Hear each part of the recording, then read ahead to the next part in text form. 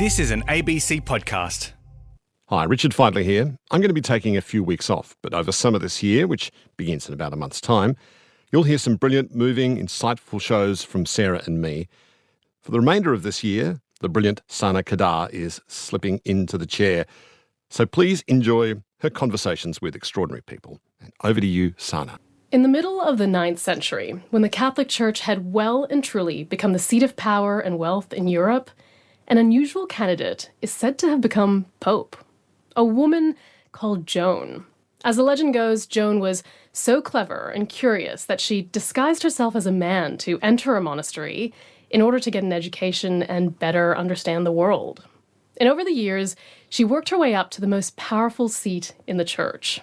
This legendary female pontiff was eventually found out in a spectacularly dramatic fashion, and her story has been hanging around ever since.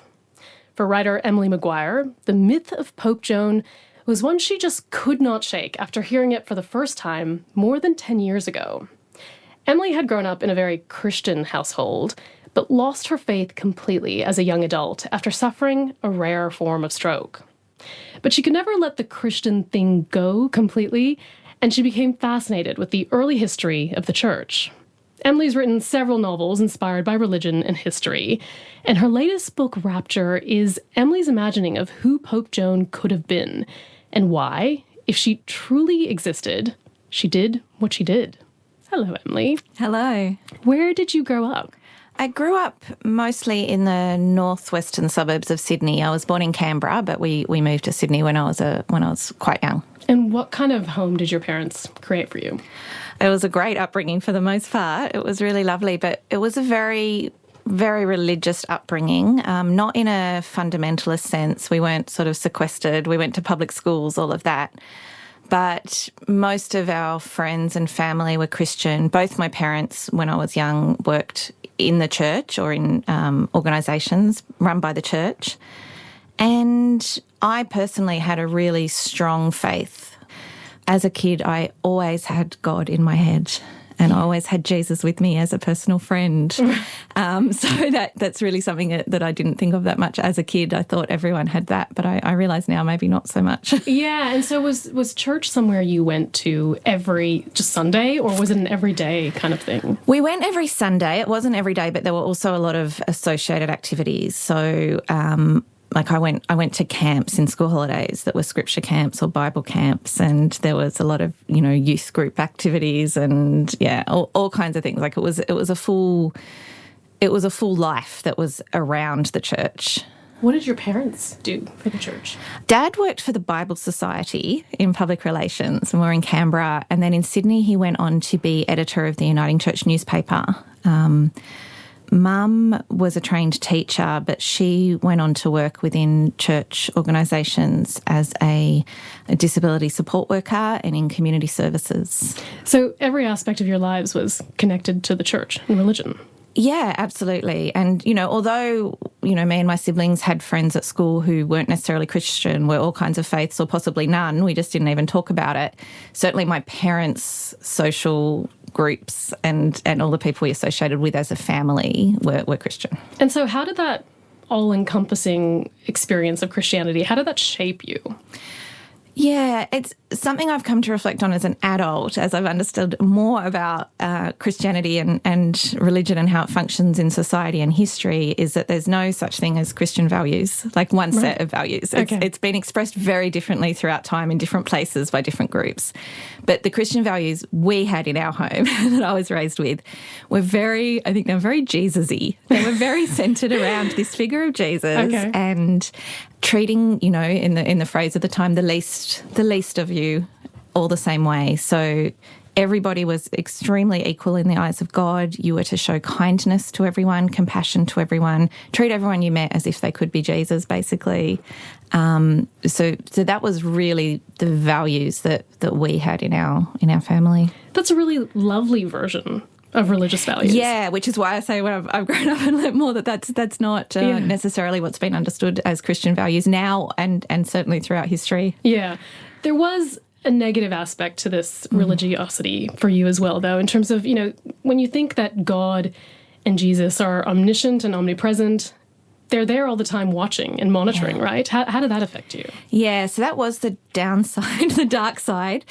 So I was never taught really explicitly about hell, the hellfire, all of that, but it was implied. There was that idea there that was what happened to people who didn't follow our way, and I developed a real fear of hell, not just for myself, but especially for people who I loved. And so the idea that God is always there and knows all your thoughts, I would get quite scared if I, accidentally had a bad thought. I have to really pray for forgiveness immediately in case I suddenly died and would go to hell in that moment. And I can remember lying in bed at night really afraid because, someone in my family, I'd heard them swearing or something, and I'd be so scared, and I'd be praying like, please forgive them.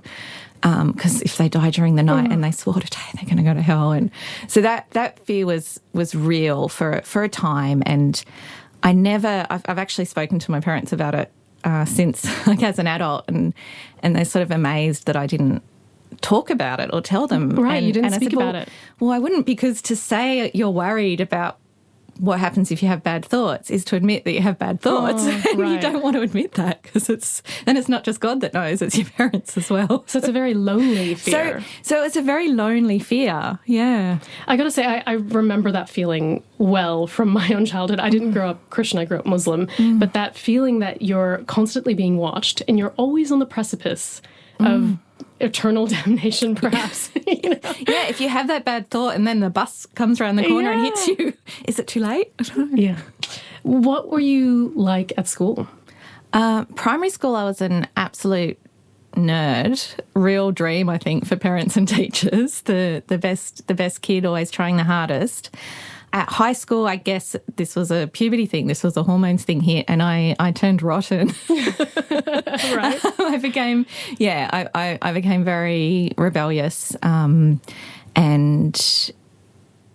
skipped school a lot, smoking, drinking, all the usual, seems incredibly glamorous, exciting things at the time, but you realise later are so ordinary forms of rebellion. And I ended up dropping out of high school when I was 16.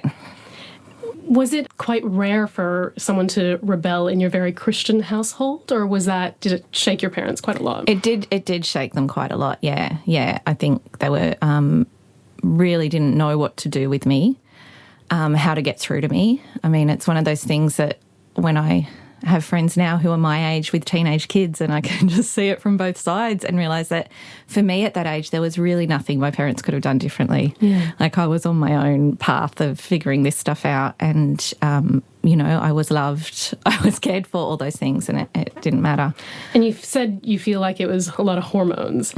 Were you boy crazy? I was. That is the polite term. I was absolutely boy crazy. Yeah, I was much more interested in boys than I was in school. And I had great girlfriends. I had a great group of friends, but they were the same. We were each other's worst influence and encouraged each other. I mean, just for one example, at one stage, my parents, trying so hard to accommodate me and understand me, let me move into sort of a room off our garage, so I'd have my own space and not have to share a room with my sister anymore. So I was allowed to have this space separate from the main house. And I just promptly made sure that we opened up a back door to that had been locked down, and that my friends could come over and boys could come in all through the night when my parents were up in the house without knowing. What did rebelling do for you psychologically? Like, was it a release, or what did it do for you? Yeah, it was a release. I needed to find my own way of, I guess like most young people do, of my own idea of what the world is and who I should be in it, rather than just following this path of everyone around me. I mean, I think even then I was definitely still Christian, and I still prayed. I would have probably denied it if someone had asked me. I'd stopped going to church and everything. But then I would definitely in bed at night ask for forgiveness for denying it. It was still pretty deep in me. And I guess that was the first sort of period when I started really questioning what a relationship to God might be for someone outside of the church itself and the structure of religion. Like, can it be a personal thing? You said you ended up dropping out of school. Leading up to that, though, how patient was your school with you? Well, I had to change schools. My first 2 years of high school were at a selective high school, and I was asked to leave after 2 years, and so then I went to the local public school. that started to be a lot of phone calls home and things like that. What prompted you ultimately to drop out? I don't know if it was one thing. I think it was just a feeling like it was a waste of time to be going to school anymore. I wasn't doing anything. I wasn't learning. I wasn't studying. I wasn't handing in assignments. I got a job at McDonald's, full-time job, everyone's dream. I went full-time during the day at McDonald's, and that was it. That was decision made. I had somewhere else to go during the day, so I wouldn't go to school anymore. But there was also a teacher who said something to you at one point that really shook your confidence. There was. I had a teacher who I really loved, my English teacher, because I was still a big English nerd. And I said to him, but in front of the class, that I was going to be a writer. And he said nonsense. Yeah. He actually used a harder word than that, but I won't say it on air. Oh, gosh. It was not a soft school. I felt really humiliated. Like him saying it in front of everyone, the tone of it was really, we would joke around with him, but it felt harsh. And I just remember this feeling that was like, oh God, I'm such a kid. That's so embarrassing. It was like saying, I'm going to be a mermaid or I'm going to be a pirate. Like it was a fantasy. Right. And so I definitely lost part of my joy in the one bit of school kind of stuff that I liked, which was writing. That's really heartbreaking. Have you ever had a chance to go back and say to him, look at me now, Miles Franklin, shortlisted writer, author of multiple books? Yeah, it would be so lovely to be able to do that. Unfortunately, he passed before any of that happened. And I get now, I still think it's a horrible thing to say to a kid, but I get where he was coming from, that it was sort of that tough love thing that probably half the kids in our class thought they were going to be football stars. And, so it was kind of like that's not the path you're on. You need to study. You need to actually get something practical up your sleeve first. But yeah, the way it was done and the circumstances were really crushing. Yeah. So you left school at 16, got a job at McDonald's. What was the plan? There was no plan. The plan was, I don't have to go to school anymore. I'm earning money. I had my incredible minimum wage and was really living the high life compared to my friends who were still at school. That's what I did for a few years. I had other retail jobs. I worked in a call centre. I did all those kinds of things. During this time in your very early 20s, you also got married. How old were you when you got married? I was 20. Okay. Yeah, I was a baby. We were both babies, I should say. Who did you marry? So I married Jeff. We had actually met at high school. We're in the same friend group. And so a lot of that friend group were in our wedding party at the local bowling club. And we had no idea what we were doing. We had no idea. I mean, it just seemed really romantic. Were your family like, okay, phew, at least that's sorted. She's married and settled. Was that the done thing in your Christian family? No, it actually wasn't. I mean, there were a lot of people we knew who were getting married really young, but they were getting married in order to have sex. Right. Whereas that horse had bolted.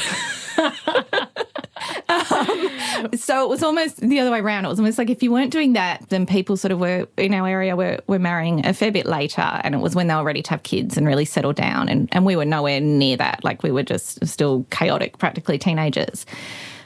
And it felt rebellious in that way. Like we organised it ourselves, like our families were there, but they weren't really involved, which is why it was at the local bowling club. And yeah, got really trashed, and I had a cigarette hole in my veil before the ceremony even started. Like it sounds like a great wedding. It was a great trash bag 20-year-old's wedding. It was so much fun.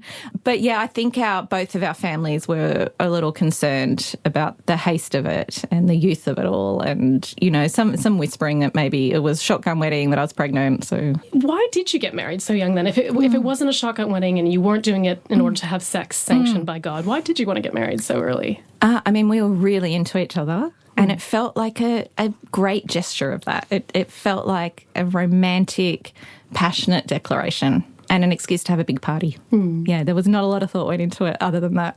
And you guys are still married, right? We're still married. Okay, so you moved in with your husband, Jeff, and you're starting this life as a grown-up. At what point are you rethinking working at McDonald's? I started writing again, and it felt like a compulsion then, and it was very secret and very private. I was mostly doing it at night. I was working in a call centre at that time, and I had really bad insomnia, and I just started writing at night, and compulsion is the word for it. It just was pouring out of me. Once the writing thing started to happen again for me, this real strong compulsion, that's when I really started thinking I need to exercise this, which wasn't just about writing, but it was about getting back in against books and literature and thinking, all that stuff that I just completely thought, I don't care about this when I was at school. I suddenly cared so much. So I got entry into university mostly as a distance student, and it was called Mature Age. Like I was all of 23, I think. Felt very old. Very old. I mean, it is quite old compared to 17, 18-year-olds, I guess, but yeah. So I studied literature and history. I ended up getting a master's. And all that while I was still like working in call centres and in payroll departments and, you know, admin type roles and writing secretly at night. And what prompted that compulsion to write to re-emerge for you? I don't know. You know, it's easy to romanticise it and think that it was always there and meant to be, and it just sort of had been swallowed since that bad experience in high school. But I think also I was really unhappy. I was really unhappy at that time without realising it. Like that work situation had just become, I just wasn't using my mind at all. I really wasn't, and just numbing feelings with alcohol and all the normal things. And it just suddenly felt like something that was this other side of me that I had not been expressing or following or anything like that needed to come out. What was your first published piece? I'd finished writing a novel, and I think it was being shopped around at the time, but I wrote a piece that got published in the Sydney Morning Herald in Spectrum, and it was about basically being a boy-crazy teenager and how I realise now how terrifying that must be for parents, that's your daughter in the back of the car there, and basically what that experience was like from the inside, how why those risks felt necessary at the time and all those things. And I was so naive and innocent to publishing and the whole world of it. I didn't know that you didn't just send something off to a major paper and wait for them to publish it. And because I didn't know that, that's what I did, and it happened. And suddenly I had this piece in Spectrum that everyone was reading and talking about, and it took a while for me to realise that was a really unusual entry into being a published writer. And did that help you process some teenage baggage? It definitely did, and I had great conversations about that piece with, you know, including with people I went to school with, but also with parents, and just to really think about the way that teenage girls can be talked about in the media, especially the ones who are ratbags in some way, and that there's complexity in that maybe they are troubled, maybe there is bad stuff going on, but also sometimes it is just part of growing up that you have to take risks, and that's true for girls as much as boys, but I think we tend to pathologise it more when it's a girl. Your writing career was picking up in your 20s. Your first novel, Taming the Beast, was published. And then something landed you in hospital. What happened? Yeah, so it was a really good time. Taming the Beast was out. My second novel was due out soon. I was later that year going to go on a US tour for that first book. So really, everything's great. I was on a writing retreat on my own down in Hobart. And I got hit with this incredibly bad headache, nausea, couldn't see out of one eye, really frightening. I somehow found my way to a doctor there, said it was a migraine. I'd heard they were terrible, so I accepted that. And then my memory's really blurry of the following days. Jeff tells me about a phone call when I was telling him that I needed to come home, but I couldn't pack my bag. And he was saying, I know, you're in a lot of pain, just do it slowly. And I actually couldn't understand how to pack my bag. Like the concept, I knew I had to do it, but the concept wasn't there. What do you mean? Yeah, it's really hard to recreate that feeling and that experience. But it was the steps that it would take to do that, what it meant to do that. Like taking a shirt out of a closet, folding it out. I couldn't quite put that together in my mind. And he talked me through that. And obviously that was really frightening for him. Talking you through how to pack a bag. Talking me through,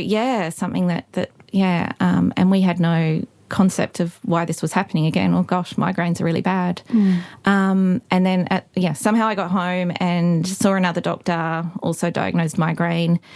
And then I think it was 2 or 3 days into this, in the middle of the night, we were lucky then. We had a couple of young doctors living above us in the studio flat we were in. He went up and woke them in the middle of the night and said, look, I don't think this is a migraine. Emily's just not coherent. There's something wrong. And they said, call an ambulance straight away. So anyway, ended up scans, blah, blah, blah. I woke up, really came to in the ward, neurological ward at RPA, and I was told I had CVST. What's that? Yeah. It's a cerebral venous sinus thrombosis, which is a rare form of stroke.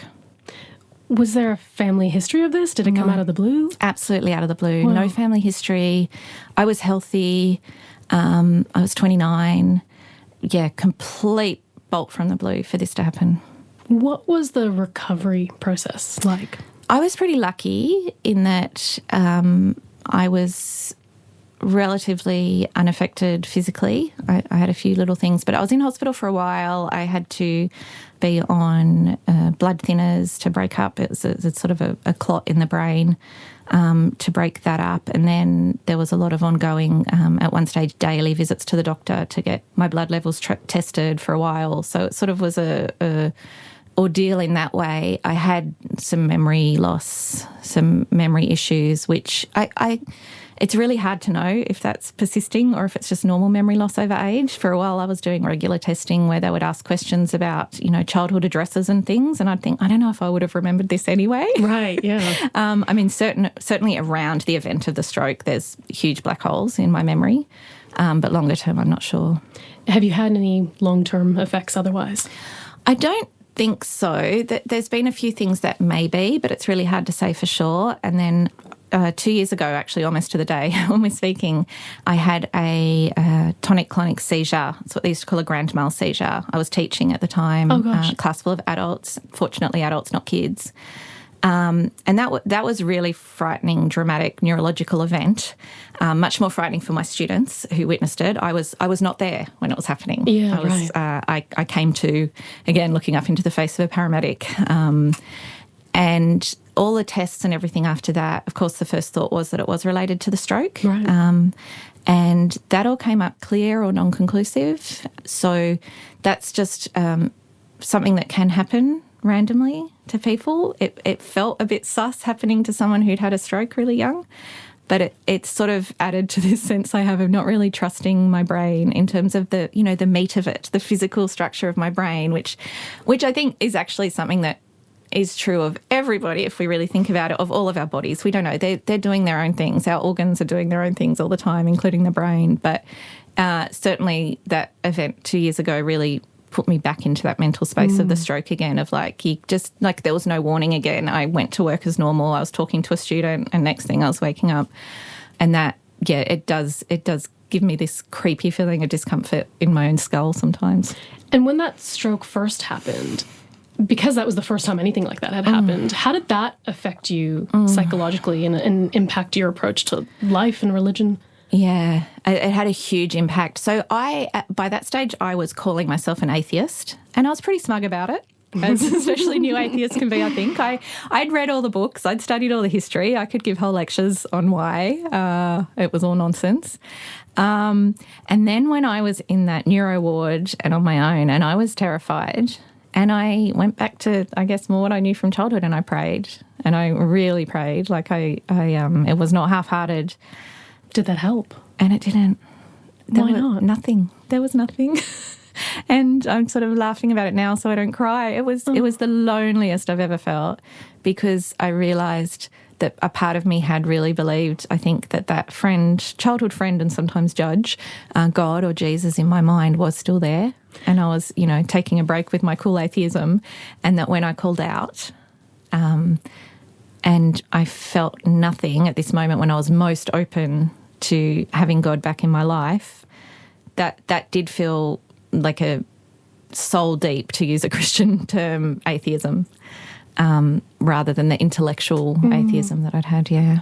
So you were praying, calling out to God to help you, and you just felt nothing? And I felt nothing. I felt completely alone, yeah. How did that affect you?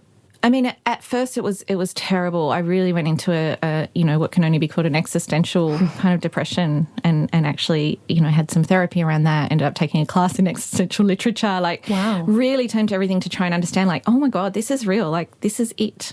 I'm going to die, and that is it. And that was, to feel that rather than just say it, was really scary and hard. But when I sort of started to come through that, I feel I've never been happier. It's such a cliche to say, to realise the value of life and how precarious it is and all of that. But that's really, really what it was, coming out of that, to think, okay, so if this is it, what am I going to do with it? And if this is it for everyone I love, how am I going to show them that? How am I going to really be present in this? And also, if there's stuff that's wrong and that injustice, and what am I going to do about it instead of waiting for some heavenly Father to take care of things and make things okay? Like, it was really quite empowering to think, well, good, there is just us, so let's do something with that. And what is it you're doing with that then? Well, selfishly, I'm doing what I really love in writing. Right. Like, that's my life. But also in really trying to be present with the people I love and to have time with them. And, you know, I do still go back to those values of my childhood, not thinking of them now as Christian values, but just the things that are most important to me, which is kindness, and which is trying to really see people as people and not as transactions, which I think is so easy to do.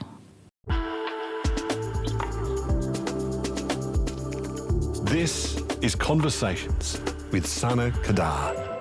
So, Emily, you're an atheist now after calling out to God after your stroke and not hearing from him, but you're still kind of obsessed with the stories and history of Christianity. Why? Yeah, so actually I should correct myself here. I don't think I'm an atheist anymore. Oh, really? Okay. I'm not a believer either. Where I've come to at this stage in my life now is, I don't know. And that's fine, because if I was meant to know, I think I would, right? I'm a curious person. I'm open to all this. I love talking to people about religion and about their faith. And so many people who I respect and really respect their minds are people of faith. And who am I to say that I know something that they don't? Which atheism is such a definite position, I know. So now I don't know. I like that. And so you haven't cut yourself off to any possibilities. I'm not. I am still pretty cynical and hardline about church doctrine, but the idea of faith and something else out there, I don't know. And in terms of the values you grew up with, what has stuck with you, and why haven't you been able to let go entirely of the Christian thing? Well, I think when I sort of said it a bit glibly before that it was very Jesus-y, I do come back to this figure of Jesus, the way I felt I knew him and learned about him as a child, who was this figure, and you know, we can have huge, long debates about the historicity of this, but the figure that I got to know as a kid was this really kind man who met people where they were and was, above all, like, so inclusive. Like, this vision of Christianity that I had as a child was that genuinely everyone was welcome within this embrace and everyone had value. And this was one of the things, as I've kept thinking, well, what was that not ever real? Was that a fiction, or what has happened? Like, what has happened to this religion or to this vision or to this story that has made it in various times and places so exclusive and even cruel and judgmental and really involved with power? Have you landed on any answers for that? People ruin everything. People are the worst. People are the best and people are the worst. Yeah. So, I mean, I have just as a personal interest spent a lot of time reading about early Christianity and delving into that. And because I think it is a fascinating story in and of itself, all personal beliefs and traumas aside, of how something that was this little desert cult that was really inclusive. I mean, you had a lot of women involved in preaching in the early days. You had people who had been enslaved sitting at table with people who had been masters. So inclusive. How that became, for a long time in Europe especially, the power. Yeah, that is fascinating, how it went from a desert cult to this gigantic power. What happened? Can you tell me that story? Yeah, I mean, I think it spread fairly quickly, more than other sort of little cults at the time, partly because of that inclusiveness, partly because no one was shut out, partly because women were allowed to have such a role and women had such influence over community and family. So a lot of people converted. The big, historically significant event was when the Roman Emperor Constantine in the early 300s converted to Christianity, because then that meant that the whole Roman Empire became at least nominally Christian. Yeah, how did he take to it and then spread it? There's various stories around how he took to it, how there was politics involved. Maybe it was really personal. Maybe he had a moment of true faith. But once he took that on and it became the official religion, it mostly spread peacefully.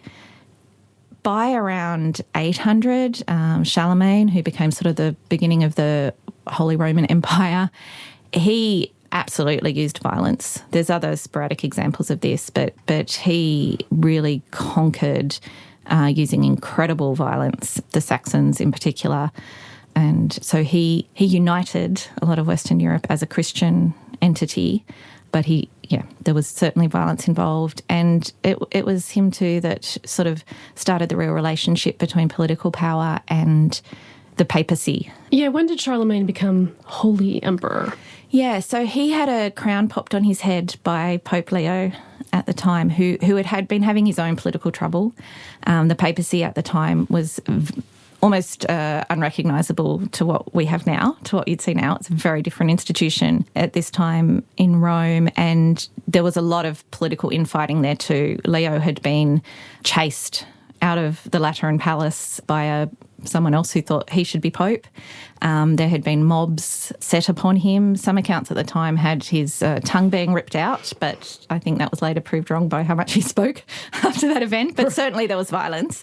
And Charlemagne, who was sort of king of most of Europe at this stage, Western Europe, he helped Leo get out of that fix. Leo, in return, popped the crown on his head and, whether he meant to or not, joined church and politics for centuries to come. Yeah, so at this point, you're no longer just emperor and ruler of people, you are also divinely appointed. Is that the difference now? Exactly. Yeah, you're divinely appointed, and also going back in the other direction is the Pope in Rome, who, really was just the Bishop of Rome before that, and there were bishops everywhere, maybe slightly more important because it was meant to be the seat where it all started with St. Peter, but still not that far above everyone else. But once there was this real alliance with the political power and with armies, then that really started a new stage in the life of the church as well. Your latest book, Rapture, looks at this period in the 800s when the Catholic Church was in power in Europe, and there's a legend about the Pope around this time that the Pope was a woman. Mm-hmm. Who was she? Our earliest existing source comes from the early 13th century, and that's just a brief mention in a list of popes saying basically, this one was not a he was a she. And then towards the end of that century, we get a much fuller account, and this is the one that's sort of really been repeated for the last 800 years or so. So this account has, this was by a Dominican monk known as Martin of Poland, and he wrote the full account of this English girl, but born in the German town of Mainz in the beginning of the 9th century. And she was really clever. She had a lover who was a Benedictine monk. She disguised herself as a man in order to move into the monastery with him. She began to outstrip all the legit monks with her knowledge. She moved on from that monastery. She went to Athens, became even more erudite and admired, and eventually went on to Rome, all in careful disguise this whole time, right, and worked her way up the church ranks and became elected pope. Which is incredible, if true. How long was her rule? Her rule was just over 2 years, and it ended very dramatically when she was processing, as popes did, between St. Peter's, which is where we would now call the Vatican. They didn't call it then, but up that end, from St. Peter's to the Lateran Palace, and she went into labour and gave birth there right on the street. That is the most dramatic way for one's femininity to be revealed. Like not a period stain, not a hint of a breast. At some point it's just literally giving birth. The papal robes could cover a lot, but not that. Yeah, we'll talk more about that event. But while she reigned, according to legend, what did she achieve as pope? And what was her papal name? So her papal name was John VIII. And I've got to say this is all very contested because her very existence is contested and the records are extremely dodgy and gappy. So in that period, which was, if she did, it was like 855 to 857, there were some pretty big historical events happening in Rome that we have records of. So there was some terrible flooding of the Tiber that destroyed mostly the poor areas of Rome. And certainly from out of the Lateran Palace, which was the Pope's seat at that time, there was unprecedented amounts of charity and assistance coming out of there. there was a fellow called Anastasius who had been a pretender to the throne. He had tried to take over the papal throne for himself and had been exiled. And our Pope Joan, if she was there at the time, apparently welcomed him back in and forgave him and gave him his own church, gave him a job translating. He was very educated as well, and sort of had this really a spirit of reconciliation within what was a very politically contested time. And so when she was found out giving birth in procession, what happened? Well, again, accounts vary. The original account that has been most repeated is that she died there on that street, either through the trials of labour itself or probably through extreme violence once people realised that the Pope was an imposter. So there are some really gory accounts of what may have happened to her there. There are a couple of accounts that are a little bit more hopeful, which is that she was taken away and she was imprisoned in a monastery or possibly a nunnery, and that baby that was born went on to become a bishop himself. I hope that's the version. I know. Right? How much evidence is there really to suggest she existed? Not much. And again, this has been argued about for literally centuries. For several centuries after the first accounts that we know of now in the 13th century, for several centuries after that, this was accepted as fact. It wasn't controversial then. So there are records that show us that people believed this then and did not argue about it. The street where the birth apparently happened, that was the sacred way that the popes would come down between those two important buildings. That became known as the shunned way, or the street of the papessa, the female pope, and popes would never go down it again. And there was a plaque there even for to this day. Even to this day, it said, yeah. But for the sort of mid to late medieval period, hundreds of years, there was a plaque there. There was a statue of a woman someone put up there that was said to be her, and people would visit it. The cathedral, fairly far away in Siena, had a series of statues of popes, sort of busts of popes, and they had one in there that was labelled something like, in the translation, John VIII, an Englishwoman. Oh. So there's this evidence that people absolutely believed it, that it was considered true. It was only sort of with the Reformation, sort of 1600s, when the enemies of the Catholic Church really globbed onto this story and it became told in a very different tone and sort of a really anti-Catholic propaganda story about either how corrupt the church was to allow this to happen or how stupid the church was to allow this to happen. And so it was sort of after that period that one of the popes in seat at the time actually declared, no, this isn't true. This is officially not true. And so from then, around 1600s sometimes, it's been officially not true, but it was believed for a long time. And in terms of evidence that it might be true, there's also this strange chair in the Vatican Museum. Can you tell me about this chair that hints to the possibility of a female pope? So there is a chair that definitely exists. There's two examples of it. One is in the actual Vatican Museum, and it kind of looks like it could be a toilet chair. Some people have said it's a birthing chair. The visual that you need is that there is a hole where you'd like there to be seat. Okay. And that this was apparently used during the crowning of popes for a while in the... After Pope Joan. After Pope Joan. And that the ritual was that a bishop, or sometimes someone more junior than that, would, during the ceremony, reach underneath the papal robes up through the hole in the seat and have a feel and then declare in Latin that everything's hanging as it should be. Have you seen this chair in the museum? I've seen photos of the chair. Okay. I haven't been able to visit it myself, but I've seen pictures. It's definitely real. There are some other pretty good explanations for what it was and why it was used. And so if Pope Joan didn't exist, who was the actual pope during those years? Do we know? No. So this is where it's so juicy to be able to dig into the conspiracies. So the Pope beforehand, if she did exist, was Leo III. The Pope after was Benedict III. And the dates on which those papacies began and end are varied across the very limited records we have.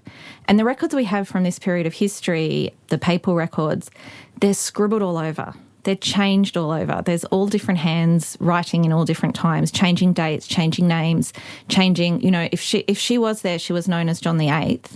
And there is a misnumbering in the Johns throughout history. If you go through, I think John XI is the one that maybe had is written down as having two different reigns at different times, but it was actually two different people. Like, it's quite confusing, these records. So it's very easy to actually be able to go into those records and say, this is the space here. And that very, very earliest mention that we have, before we had a full account, by a guy called Jean de May, who was also a Dominican. So these are accounts coming from within the church at the time.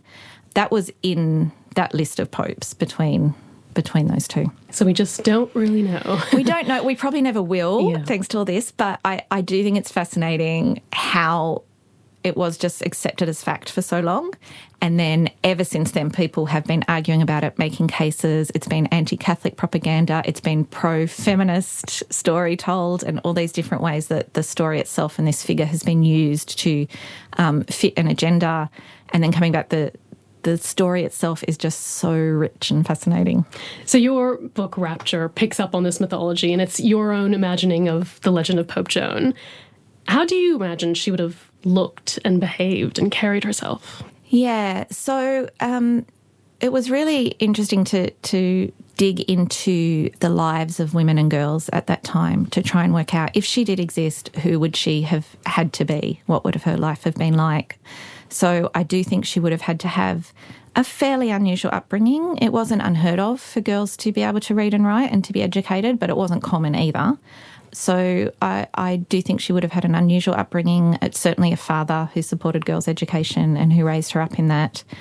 And also the kind of physicality that at least allowed this male disguise without too much suspicion. So I have sort of visualised her in a certain way as a young woman. But also once she gets into the monastery, it would have been much easier than now to maintain this kind of disguise. There's the robes of the Benedictine monks for a start, but also, I think people now have this idea of medieval times that everyone was filthy all the time and didn't bathe, but actually people did. People were quite clean. They didn't know about germs, but they didn't like dirt either, as none of us would. But the exception to that was the Benedictine monks, who, because of their modesty rules, they hardly ever bathed, and they certainly didn't do it in front of each other. So there was no nudity. They even had like actual kind of toilet cubicles, which most people in that time didn't have. So if there was anywhere it would be quite easy to keep your actual body hidden and your identity, it would be in a monastery.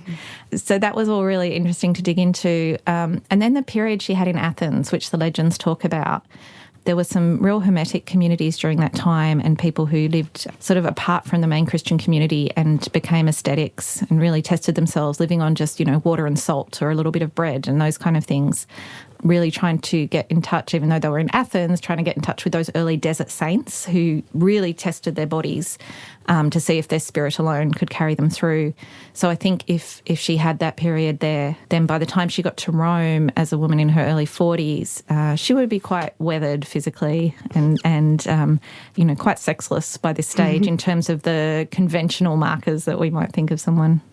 And there would have been safety in maleness, right? Because this, from the opening chapters of your book, you paint a really brutal world for women at the time, like really nasty, brutish, and short. I imagine there would have been safety in being assumed male. Yeah, absolutely. And what's interesting, even though we don't have a lot of evidence for Pope Joan existing, the other kind of source materials to look at is all these fascinating stories, which mostly come down through the saints' lives, but of women who did disguise themselves as men and live in monasteries their whole lives, sometimes rising up to become the abbot, and only be revealed as female once they died.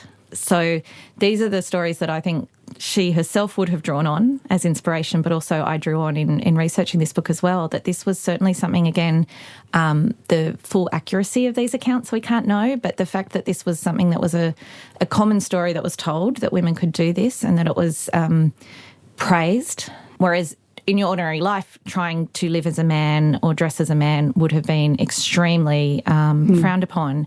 To do it in service of God, that to be male was somehow to be closer to God, and that if you really, as a woman, threw yourself into that, then that is something to be admired.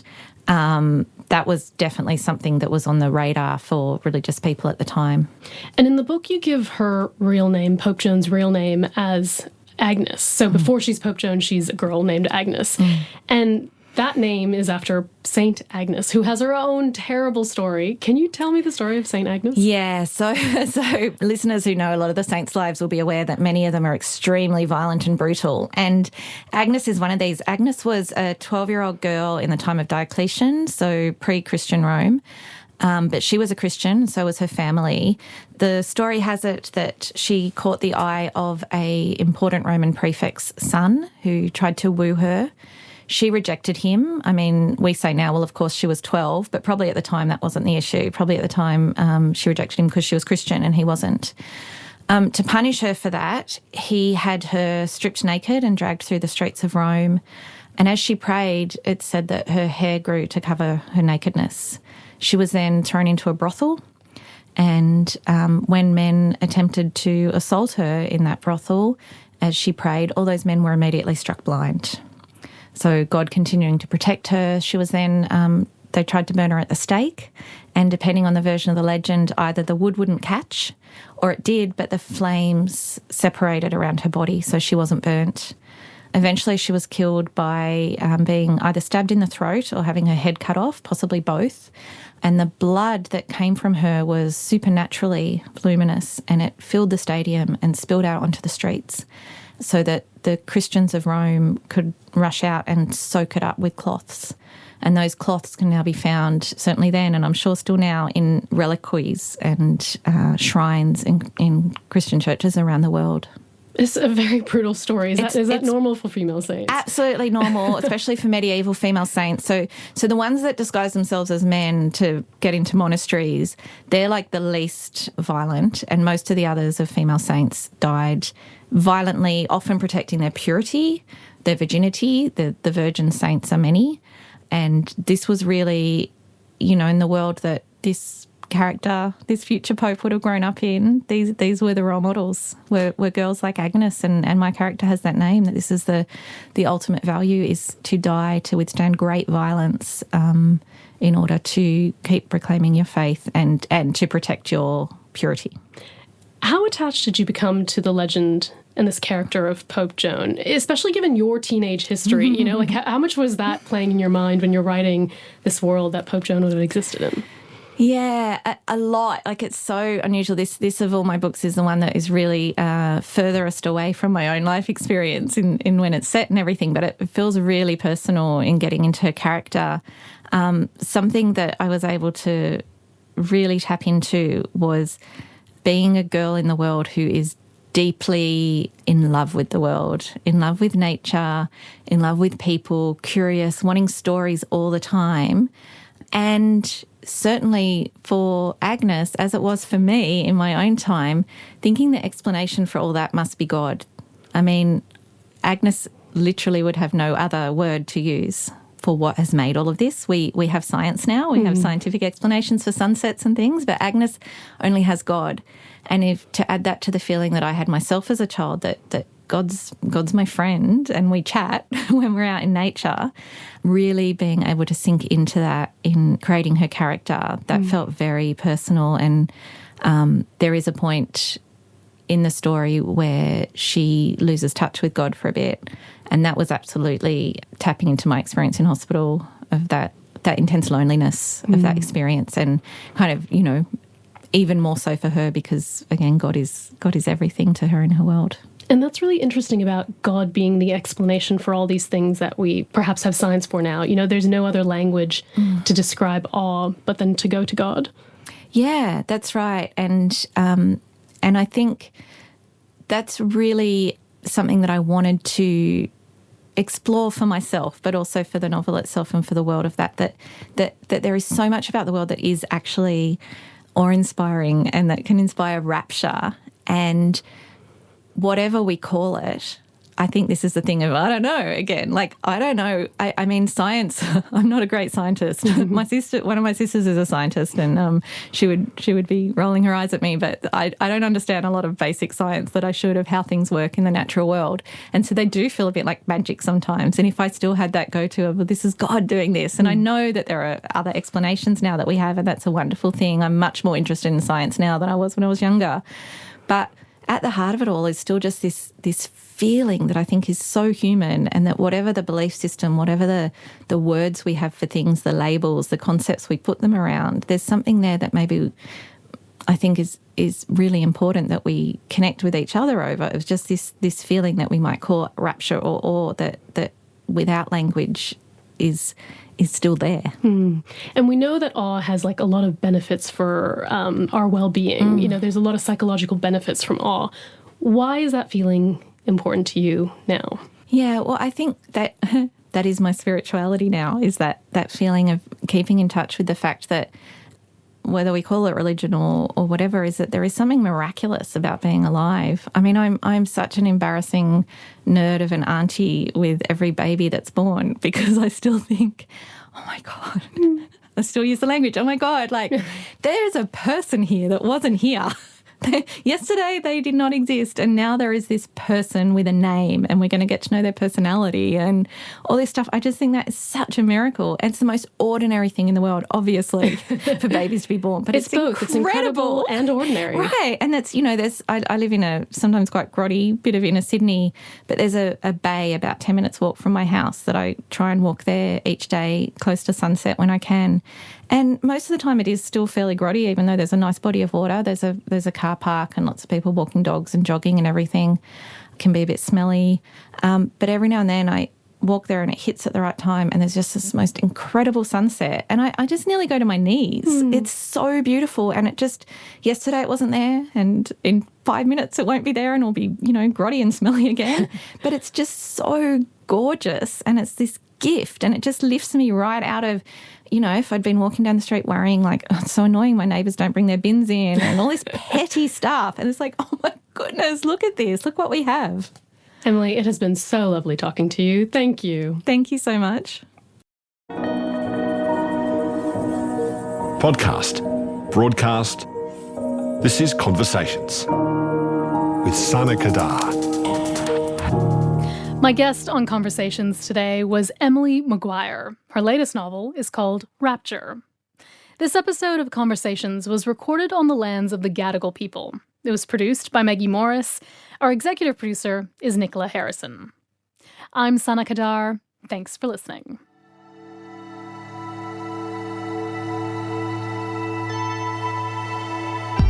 You've been listening to a podcast of Conversations.